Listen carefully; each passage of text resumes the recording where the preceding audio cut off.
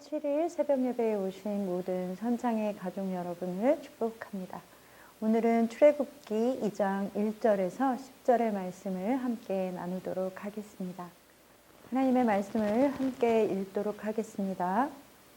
레위 가족 중 한 사람이 가서 레위 여자에게 장가들어 그 여자가 임신하여 아들을 낳으니 그가 잘 생긴 것을 보고 석 달 동안 그를 숨겼으나 더 숨길 수 없게 되매 그를 위하여 갈대 상자를 가져다가 역청과 나무 진을 칠하고 아기를 거기 담아 나일강과 갈대 사이에 두고 그의 누이가 어떻게 되는지를 알려고 멀리 섰더니 바로의 딸이 목욕하러 나일강으로 내려오고 시녀들은 나일강가를 거닐 때에 그가 갈대 사이에 상자를 보고 시녀를 보내어 가져다가 열고 그 아기를 보니 아기가 우는지라 그가 그를 불쌍히 여겨 이르되 이는 히브리 사람의 아기이로다.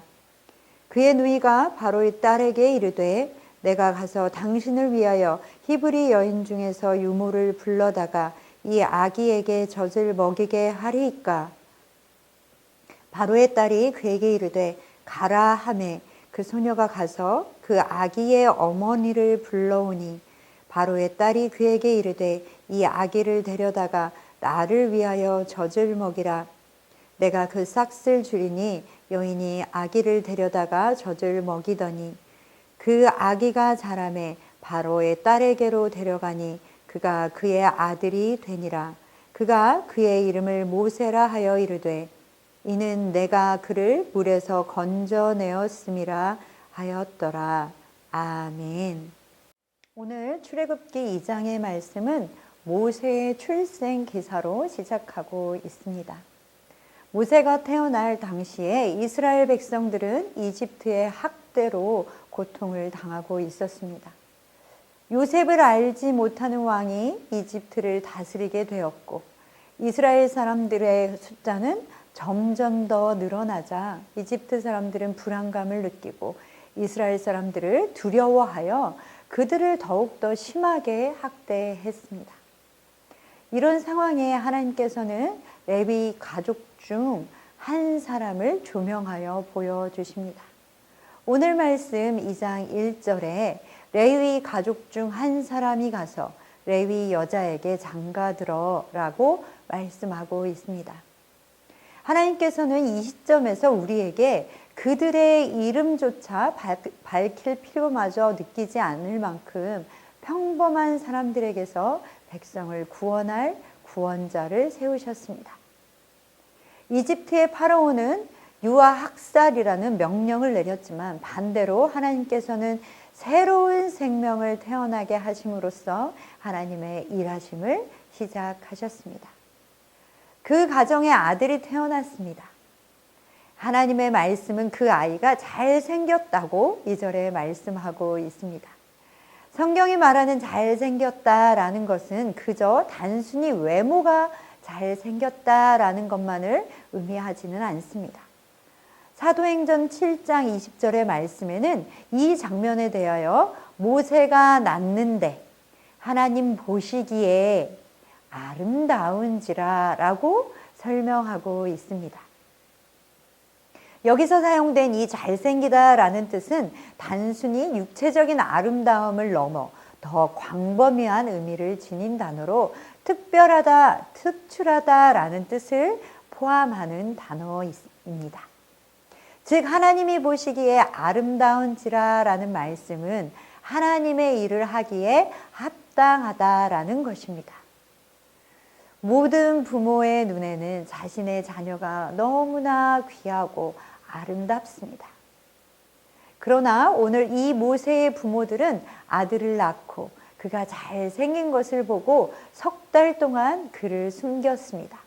즉, 이 아이가 아름다운 아이, 특별한 아이인 것을 알아보고 석 달 동안 그를 숨겼던 것입니다. 히브리서 11장 23절 말씀에는 그것에 대하여 이렇게 설명하고 있습니다. 23절의 말씀을 읽어드리겠습니다. 믿음으로 모세가 났을 때에 그 그 부모가 아름다운 아이임을 보고 석 달 동안 숨겨 왕의 명령을 무서워하지 아니하였으며. 아멘. 그 부모들은 하나님의 일하심을 보고 그들의 아들의 아름다움을 발견하고 믿음으로 반응하였던 것입니다.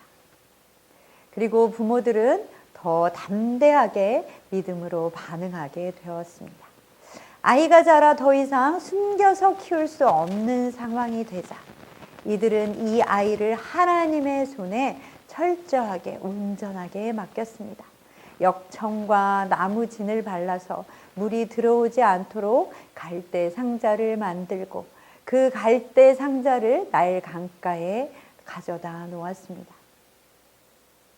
부모님들, 우리가 아이를 하나님의 손에 맡깁니다 라고 고백하지만 이 핏덩이 같은 이 아이를 앞으로 어떻게 될지도 모른 채 그저 믿음으로 담대함으로 상자에 담아 나일 강가에 가져다 놓는다.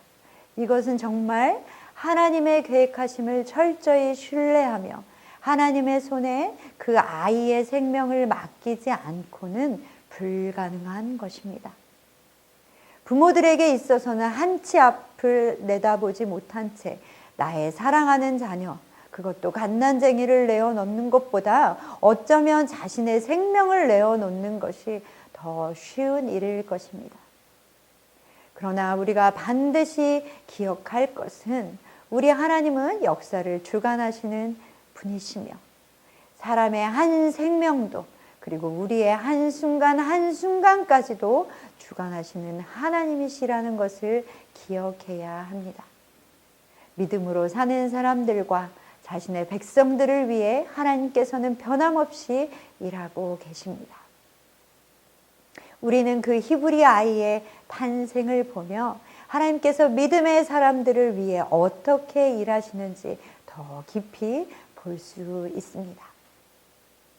그렇게 그 아이를 나일 강가에 가져다 놓은 후 그 아이의 누나가 그 아이가 어떻게 되는지 숨어서 지켜보았습니다. 그런데 그때 마침 바로의 딸이 목욕하러 나일 강가로 내려왔습니다. 그리고 바로의 딸의 눈에 그 갈대 바구니가, 그 갈대 상자가 눈에 띄었습니다. 그리고 그녀는 시녀들을 시켜서 바로 그 바구니를 가져오게 하였습니다. 이집트의 바로는 이스라엘 사람들에게 불안감을 가지고 있었습니다. 그리고 그 바로만이 그 불안감을 가지고 있는 것은 아니었을 것입니다. 애굽의 그 지배층 전체는 그 불안감을 가지고 있었고 바로의 딸인 공주도 마찬가지로 그 불안감을 가지고 있었을 것입니다. 그러니 바로의 공주가 아기를 발견한 것은 꼭 좋은 일이라고만은 할 수는 없는 것입니다. 그런데 하나님께서는 바로의 딸로 그 시점에 나일 강가로 나오게 하셨습니다. 또한 바로의 딸의 눈에 히브리 아이가 담겨 있는 그 갈대 상자가 보이게 하셨습니다. 그리고 그뿐만 아니라 바로의 딸의 마음도 주관하여 주셨습니다. 6절의 말씀을 함께 보겠습니다. 열고 그 아기를 보니 아기가 우는지라 그가 그를 불쌍히 여겨 이르되 이는 히브리 사람의 아기로다. 아멘. 하나님께서는 바로의 딸의 마음에 그 아기를 불쌍히 여기는 마음을 주셨습니다. 그 아기가 히브리 아기인 것을 알았고 그리고 히브리 남자 아기는 다 죽이라고 했던 아버지의 명령도 잘 알고 있었지만 아기가 우는 것을 보자 그 마음에 긍휼함이 솟아났습니다. 바로가 알면 큰일이 벌어지는 것을 누구보다 잘 알고 있었지만 그 명령을 어길 만큼 하나님께서는 그 안에 강한 긍휼함을 허락하셨습니다.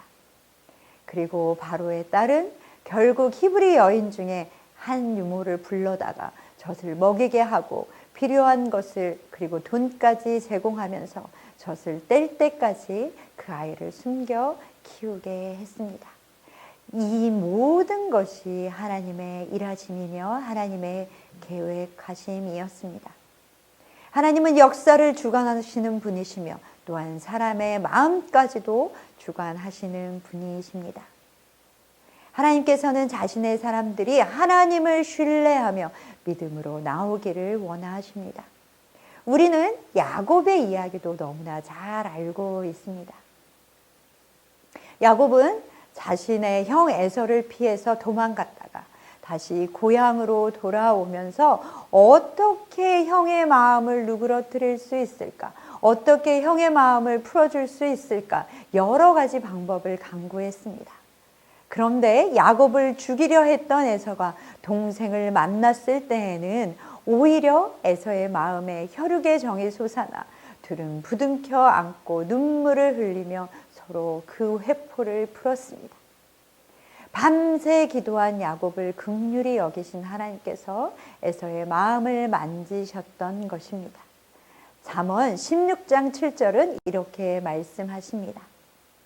사람의 행위가 여호와를 기쁘시게 하면 그 사람의 원수라도 그와 더불어 화목하게 하시느니라. 아멘. 하나님의 일하심은 여기서 끝나지 않았습니다. 10절의 말씀을 함께 보겠습니다. 그 아기가 자라매 바로의 딸에게로 데려가니 그의 아들이 되니라. 그가 그의 이름을 모세라 하여 이르되 이는 내가 그를 물에서 건져내었음이라 하였더라. 아멘. 하나님께서는 그 아이가 자신의 친어머니에게서 건강하게 자라게 하셨고 젖을 떼게 되자 바로의 딸에게로 가게 하시고 이집트의 공주의 아들이 되게 하셨습니다. 그리고 그의 이름을 모세라고 하셨습니다. 오늘 본문은 작게는 죽음의 위기에 몰린 한 아기를 구원하는 이야기입니다. 그러나 크게는 이스라엘 민족을 구원하시고자 하시는 하나님의 구원의 역사의 이야기입니다. 가장 위험한 곳 이집트에서 히브리의 아기가 태어났고 그 아기가 죽지 않고 살아서 자기들을 가장 고통스럽게 하는 바로의 가정에서 돌봄을 받으며 자라나게 됩니다. 하나님은 출애굽의 역사를 위해 당시에 가장 안전한 곳에서 그분의 사람으로 모세를 양육시키셨습니다. 모세의 구원 이야기는 우리에게 하나님께서 역사의 주인이심을 분명하게 보여주고 있습니다. 하나님께서 자신이 택하신 백성을 끝까지 지키시고 보호하십니다. 하나님의 사람들은 하나님께서 나를 돌보시는 분이시며 역사를 주관하시는 분이시며 자신의 계획을 이루시는 분이심을 날마다 고백하며 믿음으로 반응하며 나아가는 삶을 살아야 하는 것입니다. 사랑하는 선창의 가족 여러분, 우리의 인생을 짧게 보면 마치 자신의 자녀를 그 앞날이 어떻게 될지 모르지만 떠나보내야만 하는 그 모세의 부모와 같은 상황들에 처해 있을지도 모릅니다. 그러나 하나님은 결코 우리를 버리시는 분이 아니십니다. 하나님께서는 우리의 눈에는 절망인 그 상황을 반전시키셔서 자신의 구원의 계획을 이루시는 분이십니다. 우리의 모든 상황을 넘어 하나님께서는 역사를 주관하시는 그리고 자기의 구원의 계획을 이루시는 분이십니다. 우리는 지금 어떤 상황에 처해 있습니까? 우리가 어떤 상황 가운데 있을지라도 믿음의 걸음을 내딛는 여러분 되시기를 소망합니다. 사랑하는 선창의 가족 여러분, 오늘도 역사의 주관자 되시는 그 하나님을 신뢰하며 믿음의 발걸음을 내딛으시며 승리하는 삶을 사시는 모든 선창의 가족 여러분 되시기를 기도합니다.